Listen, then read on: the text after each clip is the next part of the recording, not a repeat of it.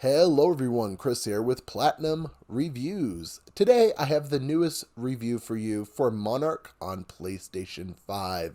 Now if you were not aware, I'm going to be doing regular reviews on top of still doing Platinum Reviews.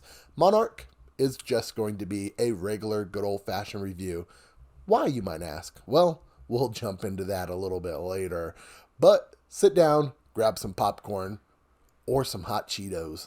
I don't even like hot Cheetos. And let's get into the review. Monark is developed by Furyu. I don't know how to pronounce their name, but it's a group of people, or so I read online, a group of people that worked on the Persona and Shin Megami Tensei series. They got together and created a video game.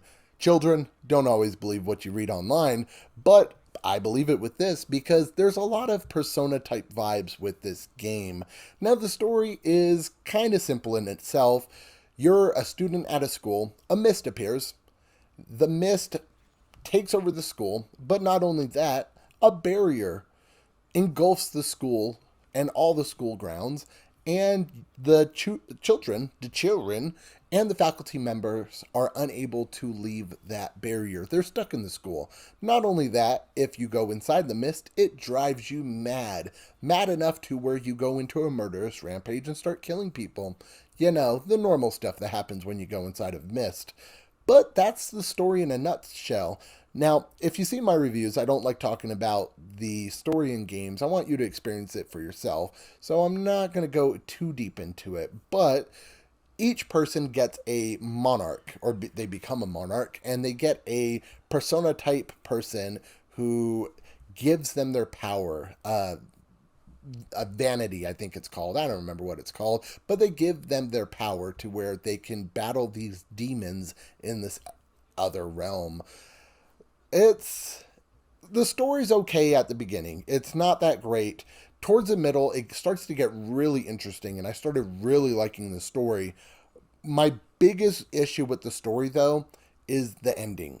The ending was so anticlimactic, and I think there's a bad ending and a good ending, and I only did the good ending, but it was so anticlimactic and just it felt like it was just done. So I disliked the ending. I disliked the story because the ending was so horrendous. I wanted more to happen and it just kind of stopped. So I feel like the story could have been a lot better. I would not recommend this game based on the story alone. It's okay story, but for a group of people that worked on Persona, Shin Megami Tensei, stuff like that, that are known for amazing stories, I feel like this story is a little bit lacking. Now, let's go ahead and jump into the music. What? I'm going to talk about music next? Let's find out why. Now, you might be asking yourself, music? Music after story? That's unheard of. Well, it's heard of here. Music in JRPGs is a very important feature, and a lot of people look over that when it comes to games. You don't think about the music, but a lot of people that play JRPGs know that music is important, and it's weird when you play a game that the music is the best part of it. It's a weird thing, but that's Monarch. As soon as you boot up the game, you are welcomed with a freaking awesome song that I've listened to multiple times while driving in the car. I'll pull it up on YouTube. It's just a great song. The battles when you're fighting regular enemies and stuff like that, that it's just a basic song. It's nothing that great. But when you go into the boss battles, you are welcomed with a different song each time, and they are so good. There was times where I would just stop the fight.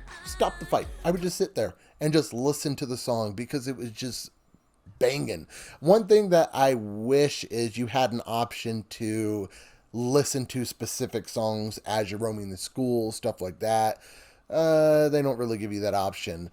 But the music is so good in this game. Like, I was blown away with how great it was. So, as far as Monarch is concerned, its high point, the greatest point in the game is the music.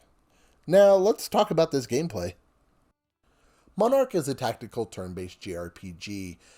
If you don't know what a tactical turn-based JRPG is, it's kind of like a turn-based JRPG, but you're also moving around your characters, choosing placements for them to better suit yourself in the battle, set yourself up for combos with other characters, stuff like that. Now, Monarch has a few different gameplay tropes, whatever the word is, that are a little bit different than what I've seen in other tactical turn-based JRPGs or just JRPGs in general. There are no random encounters. Technically, there's no encounters at all. The battles are you have one floor. Once you explore the entire floor, you find a cell phone. You call that cell phone and you're transported to another realm where you do battle. Once you battle that floor and you win, it clears the fog in that floor. Early on, this is okay. Early on, you are doing battle and clearing these areas, and it's not bad. Everything's going good. You're leveling up, blah, blah, blah, blah. But as the game progresses, this isn't enough. The battles are too hard. The enemies are too hard. You're super underleveled. This brings me to my biggest issue with this game. By far, my biggest issue. And that is the leveling system. Now, like I said, with there not being any random encounters or any encounters at all, you have to call phone numbers to go to these battle areas. There's only a certain amount of phone numbers, and certain ones get you more experience points than others. And I can't remember what it's called exactly. It's not called experience, but certain ones get you certain amount of experience points that you can use to level up your characters. So there's levels that you're going to be calling more than other ones. This becomes a very big problem as you progress in the game and you get to these moments where the enemies are just way overpowered compared to what you are. You're forced to call these numbers and do these battles over and over and over. And I know what you're saying. That's grinding. That's normal for JRPGs. Oh, no. I love to grind in JRPGs. I find it fun. It's enjoyable. Up to a certain point.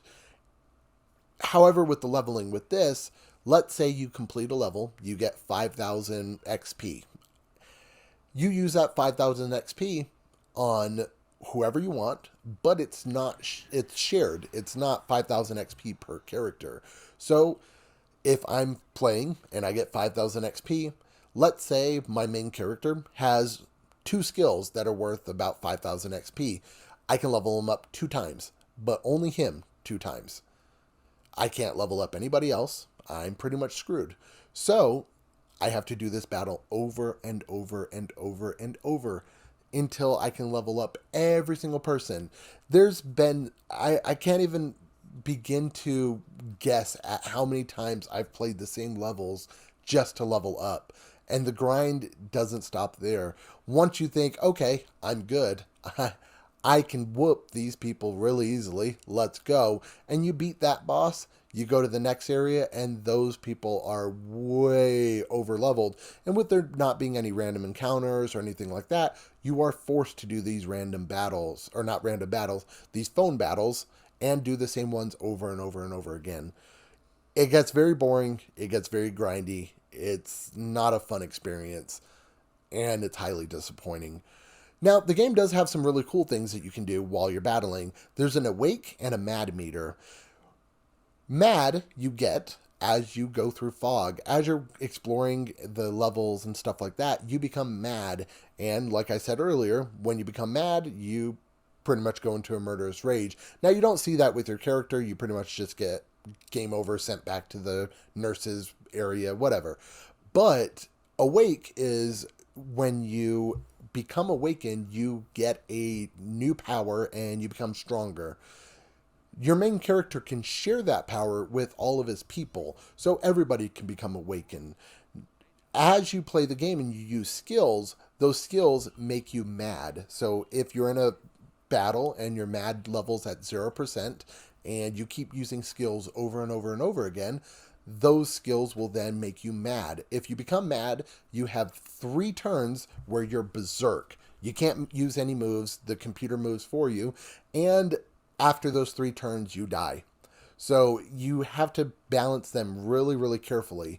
Now, if you're awakened and you're mad at the same time, then you get a extra, and I don't remember what they call it, awakened mode or whatever, and you get an even stronger ability. So these can really turn the tide of the battle and help out a lot. And I found that really cool that you can share your abilities with your people. If I keep stacking bonuses where I get extra dodge damage or my attack up, if I keep getting that, I can share that with all of my characters and all of them get the same stat boost as me. So I found that really cool, and that was a really cool aspect about the gameplay that just drew me in. Now we'll talk about graphics really quick. I feel like the graphics are okay. There's nothing really that stands out, and I feel like a lot of students and areas in the school are just rinsed and repeated. They're just reused assets, and nothing really stands out graphically. Now, I'll never really take away points for graphics unless there's a lot of graphical glitches, stuff like that. But you have games like Minecraft that are very niche and like supposed to be a certain way with the graphics, and that doesn't take away from the game at all. So I don't feel like graphics is anything to really take away the score or anything like that. But yeah, I just don't think the graphics are anything to be amazed with in Monarch. Now, I told everyone I was going to touch base on this a little bit. In my last two videos, I kind of brought up how I'm going to be doing regular reviews, and those are just going to be for games that the platinum is too grindy, or I just didn't really care about the game that much. In this instance, the platinum is too grindy. I have over 130-ish hours into this game, and I'm nowhere close to getting this platinum, so we're hanging up the towel on that. So this is just a regular review. I can't really talk about post-game and stuff like that because all my time was spent trying to level up these characters so I could do the post-game. It's just too long. 40 to 50 hours of just grinding out levels. I couldn't do it anymore. So we're just having a regular review. Now, Monarch, I would give a 7 out of 10. It's a good game. It's fun. Story's okay. The ending sucks balls. The music is amazing, though. I would definitely suggest it, but if you're going for the platinum, be warned, it will take you a long time. So just a quick heads up on that. But if you guys have any questions about the game or any of the trophies, I'd be glad to try and help.